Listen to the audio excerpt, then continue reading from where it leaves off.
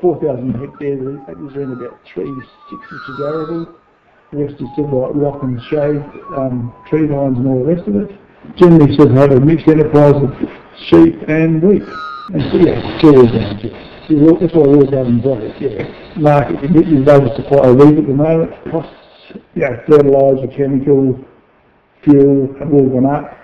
Whereas wheat has dropped by sort of like 50%. It's probably one of the driest.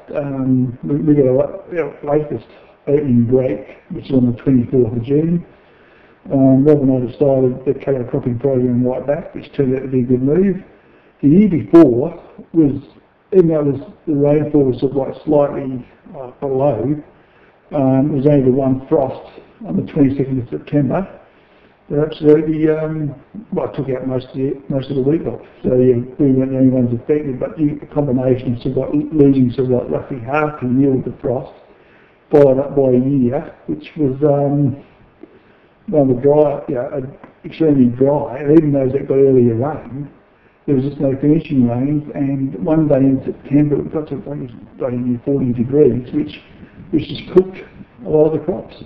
Lack of rain, it's sort of too.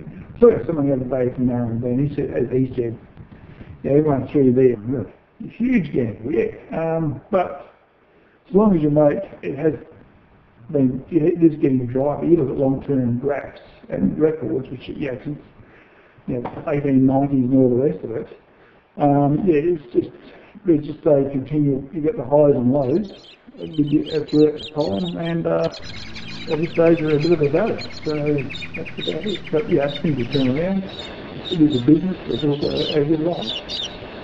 And this is what we like to do, so we continue doing it. We enjoy doing, so therefore, the sheep enterprises, there's a lot of people gone out of sheep.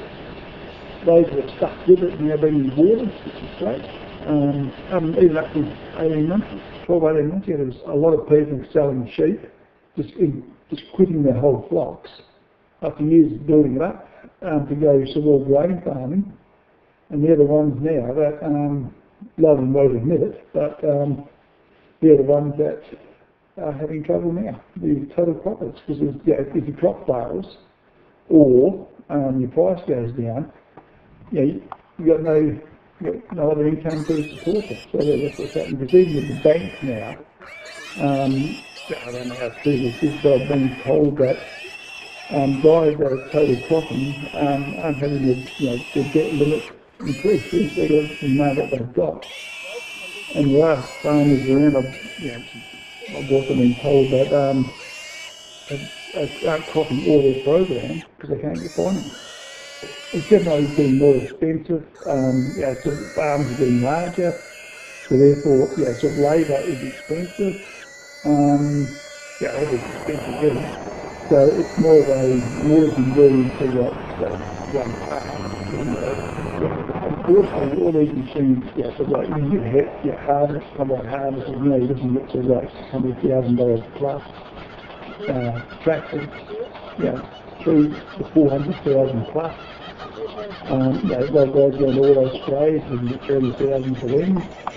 So you just got to get a balance where you can sort of keep within the limits of your farm. Because what's also happening is there's a lot of people are trying to put in more and more with one plant. So therefore, especially with total profits. So therefore what they're doing in a lot of cases is they're starting to early.